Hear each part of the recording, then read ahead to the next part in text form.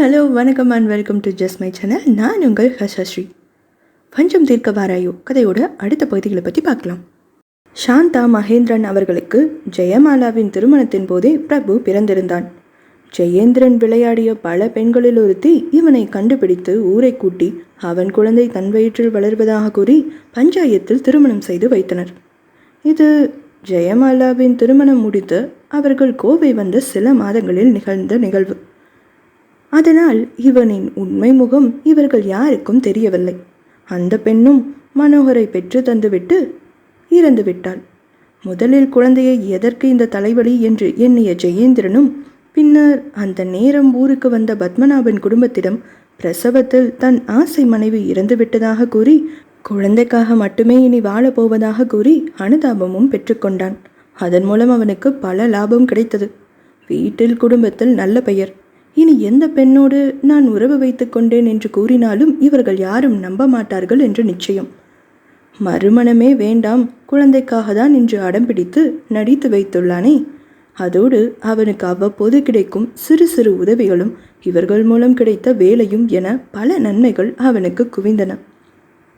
அஞ்சலி பிறந்த சில மாதங்களிலேயே சாந்தா மகேந்திரனுக்கு செல்வியும் பிறந்தாள். பிரபு, மனோ, அஞ்சலி, செல்வி அவர்கள் நால்வரும் கிராமத்தில் தான் வளர்ந்தனர். அவ்வப்போது கோவை வந்து போக மட்டும் இருந்தார்கள்.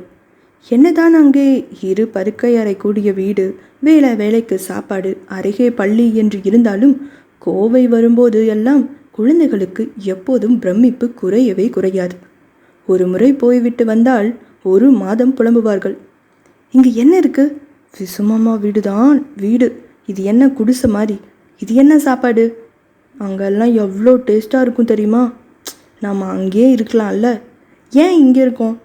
பாட்டி கூட சொன்னாங்க, நம்மக்கிட்ட பணம் இல்லாததால தான் இப்படி கஷ்டப்பட்டுட்டு இங்கே இருக்கோமா என்று அவர்களுக்குள்ளேயும் பேசி புலம்பினார்கள்.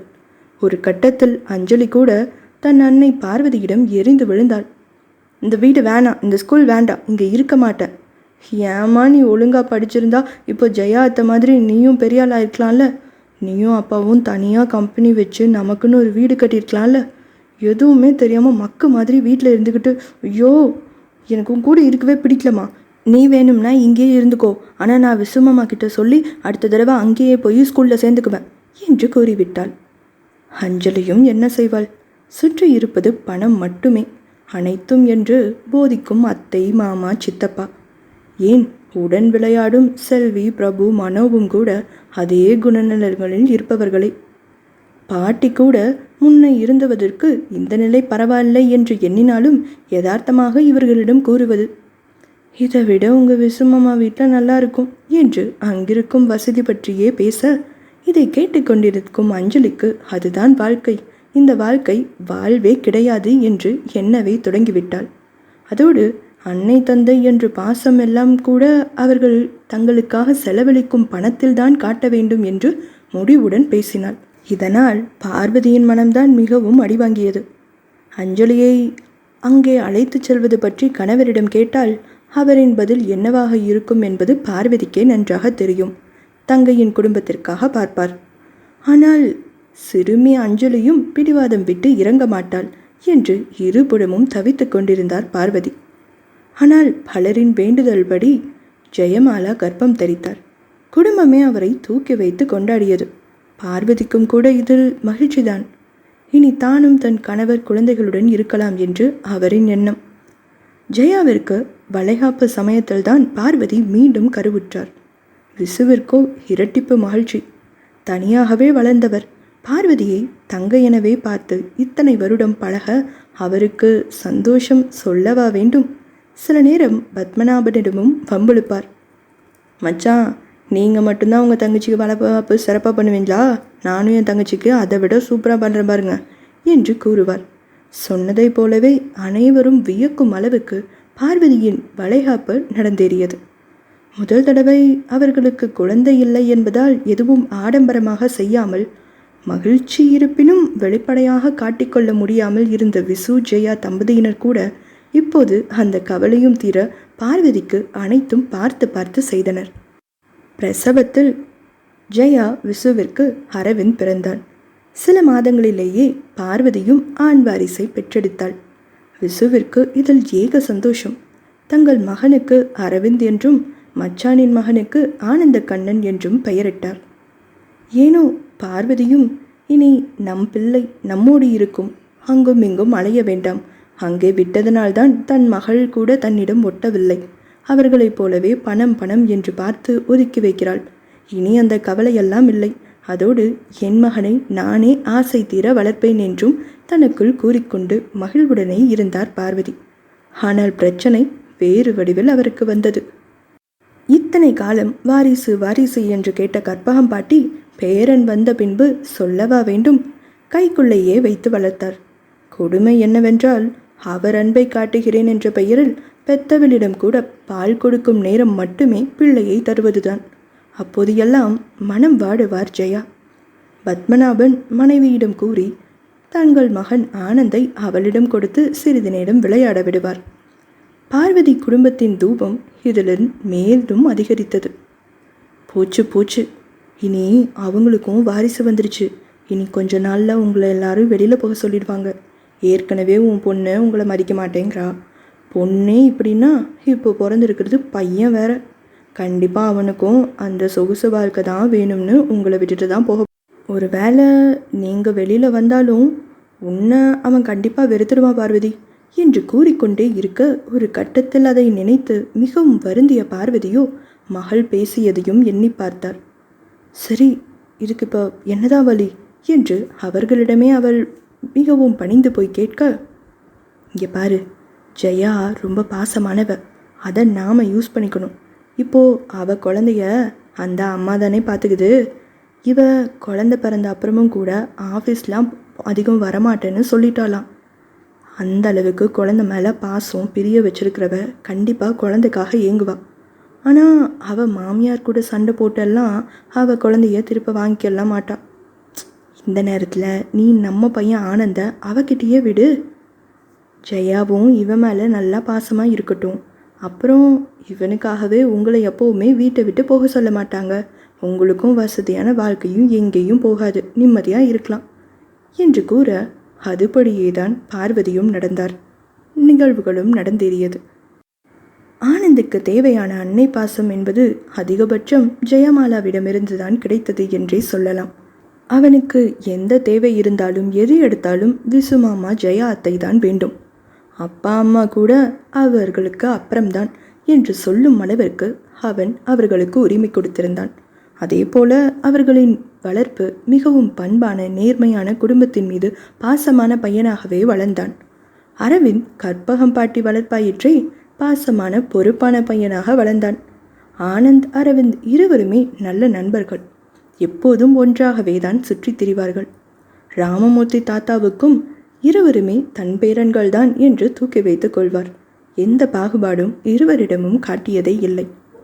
ஆனந்த் அரவிந்தின் 7வது ஆகவையில் ஜெயாவிற்கு பெண் குழந்தை பிறந்தது. அந்த வீட்டின் இளவரசி, அனைவருக்கும் செல்லமாக அந்த குடும்பத்தின் தேவதையாக வலம் வந்தாள் அபரஞ்சிதா. பாட்டி தாத்தா விசுவிற்கு பெண் குழந்தை மகாலட்சுமி என்றே எடுத்து வைத்து கொண்டாடினார்கள். ஜெயாவிற்கோ அதோடு இம்முறை கற்பகம் பாட்டி அதிகம் முன்போல பிள்ளையை எடுத்து வைத்து கொள்ளவில்லை என்பதால் தன் மகளை அவரும் ஆசையோடு வளர்த்தார். இத்தனை கால போராட்டத்திற்கு பிறகு எப்படியெல்லாமோ பேசி பிரச்சனை என புலம்பி விசு ஜெயாவின் ஆதரவோடு சாந்தா, மகேந்திரன், ஜெயேந்திரன் அனைவருமே தங்கள் பிள்ளைகளோடு கோவையே வந்து இவர்களுடனேயே தங்கிவிட்டனர். பார்வதியின் பல கால தயக்கத்திற்கு விசுவை ஒரு வழியும் சொல்லிவிட்டார். பத்மநாபனை அவர் பொறுப்பில் புதிய தொழிலை ஆரம்பிக்கச் சொல்லி பணம் தானே தருவதாகவும் கூறினார். இதை அவர்கள் பல வருடம் முன்பே பேசியது பற்றி பார்வதி அறிந்திருக்கவில்லை.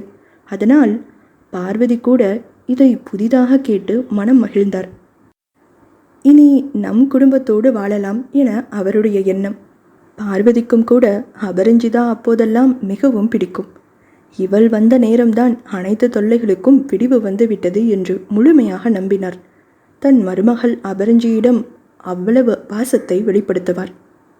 அரவிந்துக்கோ அவள் பிரியமான தங்கை. மற்றவர்களுக்கே இப்படியென்றால் ஆனந்துக்கு சொல்லவா வேண்டும்? அவள்தான் அனைத்தும் எனும் அளவிற்கு அன்பை அள்ளி வழங்கினான். வீட்டில் அனைவருக்கும் அவள் குட்டிமா, ரஞ்சி என்றால் ஆனந்துக்கு மட்டும் அப்புதான். அவள் முகம் பார்த்தே விழிப்பான். அவள் உறங்கிய பின்னே இவனும் கண்மூடுவான். பள்ளிக்கு பல நேரம் டிமிக்கி கொடுத்து விட்டு வீட்டுக்கு ஓடி வந்து விடுவான். யார் என்ன சொன்னாலும் திட்டினாலும் அவனுக்கு அப்புவின் சிரிப்பை கண்டால் மட்டும் போதும், அனைத்தும் ஒன்றுமில்லாமல் போய்விடும்.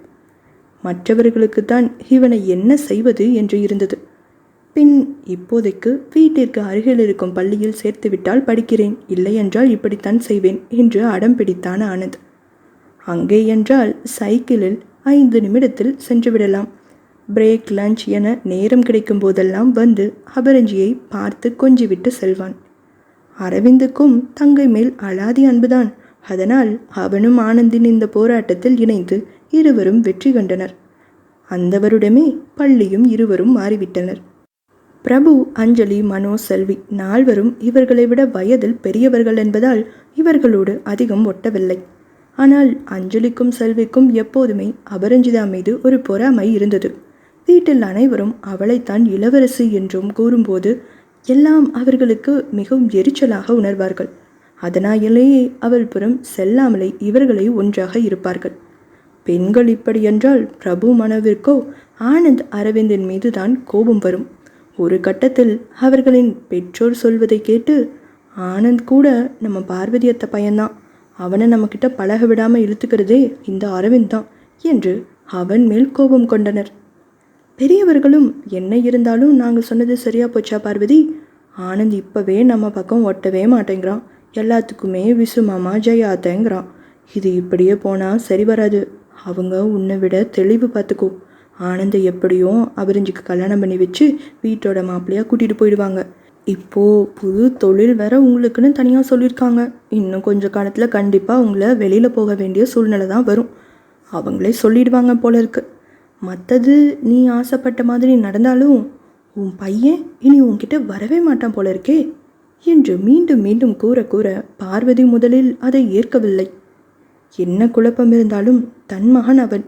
அஞ்சலி விலகியது போல இவனும் தன்னை விட்டு விலக மாட்டான் என்று எண்ணியவர் தன் உரிமையை எடுத்துக்கொள்ள மீண்டும் ஆனந்திடம் சென்றார். அவனுக்கு அம்மா என்ற பாசம் இருந்ததை தவிர அதை தாண்டி அனைத்தும் ஜெயா அத்தை தான். சிறு சிறு தவறு, கண்டிப்பு என வரும்போதெல்லாம் அவனிடம் தாய்க்கான இடத்திலிருந்து திட்டினாலும் கூட ஆனந்த் அதை பெரிதாக கண்டு கொள்ளவில்லை. ஒரு கட்டத்தில் பிடிவாதமாக ஆனந்தை அவர் சத்தம் போட மிரட்ட இருந்தால், நான் அம்மாடா, நான் சொன்னால் கேட்க மாட்டியா, நீ இப்படியே பண்ணா உன்னை இங்கேருந்து கூட்டிகிட்டு போயிடுவேன், ஹாஸ்டலில் சேர்த்துடுவேன் பார்த்துக்கோ என்று இவரும் கோபத்தில் கத்த, கேட்க மாட்டேன் கேட்க மாட்டேன் கேட்க மாட்டேன், யார் சொன்னாலும் நான் கேட்க மாட்டேன், உங்கள் கூட நான் எதுக்கு வரணும், நீங்கள் எங்கே வேணாலும் போய்க்கோங்க, நான் இங்கே தான் இருப்பேன் என்று சிறுவனும் அடம் பிடித்தான். பின்னர் ஜெயா வந்துதான் சமாதானம் செய்ய வேண்டியதாயிற்று. ஆனால் இதை கண்ட பார்வதிக்குத்தான் மனம் முழுவதும் வற்றிவிட்டது போல இருந்தது. இந்த சமயம் யார் தூபமும் இன்றி பார்வதி மனதில் கோபம் குடியேறியது. இவனுக்கும் பண வசதிதான் முக்கியமாக போச்சு என்று எண்ணியவரின் மனதில் வஞ்சகத்தி கொழுந்து விட்டு எரிந்தது. தன் மகனையும் தன்னிடமிருந்து அவர்கள் பிரித்து விட்டதாகவே எண்ணினார்.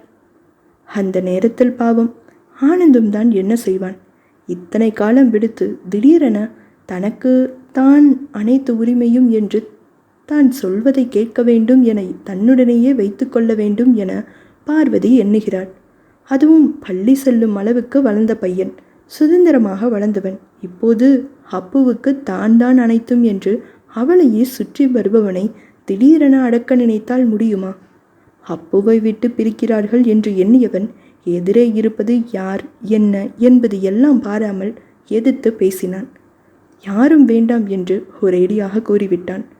ஆனால் அவனின் இந்த கோபமும் அதிரடி பேச்சும், அப்புவின் மேல் கொண்ட அசைக்க முடியாத அன்பும் அவனின் உயிரானவளையே அழிக்கப் போவதற்கு அன்றே அவன் வித்திட்டிருக்கிறான் என்று யாரும் அறியவில்லை.